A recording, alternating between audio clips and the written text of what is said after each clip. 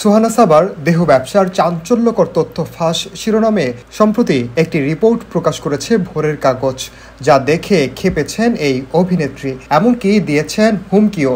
সামাজিক যোগাযোগ মাধ্যমে ক্ষোভ প্রকাশ করে সুহানা সাবার বলেছেন, দেশের একটি গণমাধ্যমের অনলাইন আমার বিরুদ্ধে ৬ সেপ্টেম্বর একটি নিউজ করেছে, মূলত ইউটিউব এবং অনলাইন নিউজ, যা সম্পূর্ণ মিথ্যা, ভিত্তিহীন এবং উদ্দেশ্য প্রণোদিতভাবে করা হয়েছে যাতে আমার সুনাম নষ্ট হয়। সুহানা সাবা বলেন, গত ২০ বছর ধরে আমি মিডিয়ায় কাজ করছি এবং সচেতনভাবে আমি আমার কাজের বাইরে কোনো বিতর্ক বা আলোচনায় থাকতে চাই না। এ বছরের শুরুতে একটি প্রতারণামূলক দল আমার নামে মানুষের কাছ থেকে টাকা নিচ্ছিল। আমি তখনই একটি জিডি করি যেন ভবিষ্যতে এই ধরনের কাজ কেউ আর করার সাহস না পায়। সেখান থেকে এক অপরিচিত সাংবাদিক এই ঘটনা সম্পর্কে জানতে পারে এবং আমাকে ফোন করে কথা বলে। এখন দেখছি সে আমার বিনা অনুমতিতে সেই কথোপকথনটি রেকর্ড করেছে, যা সম্পূর্ণ আইনের বাইরে।